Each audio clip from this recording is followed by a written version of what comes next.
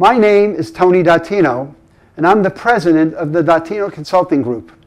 We've been in business now for more than 20 years, and what we've continued to see over and over again is experiences that I actually go back to my days in IBM,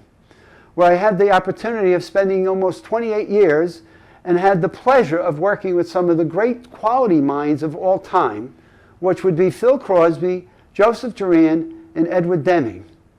which brought me to a whole different point in my life in what I do today, having been involved with a team of people that organized the principles that we now call Six Sigma, and better yet, the principles that we presented to President Reagan back in the 80s that we now define as the Malcolm Baldrige Award. So let me take you through the very first thing that I learned that has never left me in terms of any work that I do and how we integrate and blend all these pieces together. The first piece that we learned from the quality gurus that really has stuck with me, and I'll show you why in a minute, was that as organizations would operate in this reactive, this crisis, this fire drill mode, and put the priorities of the day on the latest crises of the day, if the organization or company was being forced to improve the quality of its products or reduce its errors, and they did it in this method of leadership or management, I would call, they would drive their cost up because they'd have to put more checkers, they'd put more testers, they'd put more verifiers, they'd put more quality control types of mechanism into play, and as they would do that, it would drive cost up. So when I find leaders today that are operating in this management system, I try to pull them away from that, and we start that by recognizing how can we fund a bubble to where we begin to transition from proactive to reactive, and we call that an investment. And what I've learned over 25 years is if we can properly pick off our investments and we are being forced to reduce our errors or improve our quality,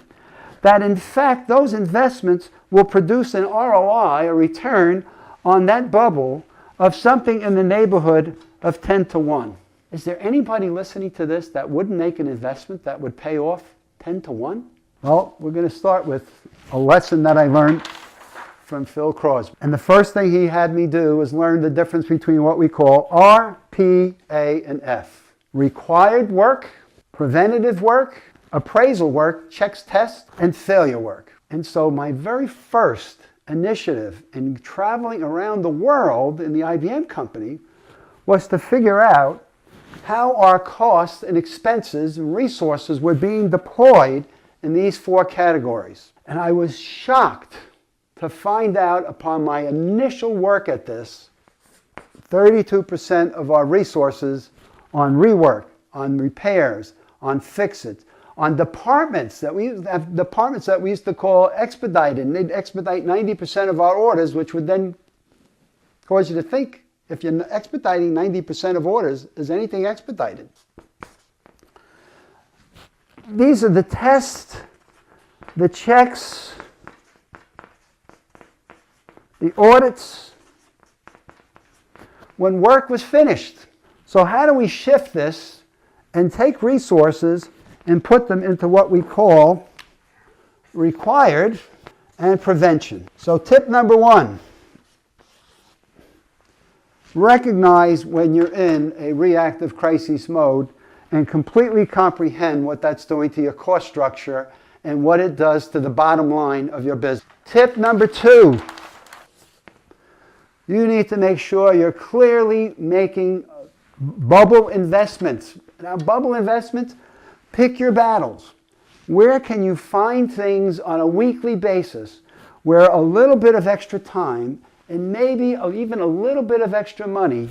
may offer the opportunity for not only today being a better day, but getting you a better tomorrow. Tip number three,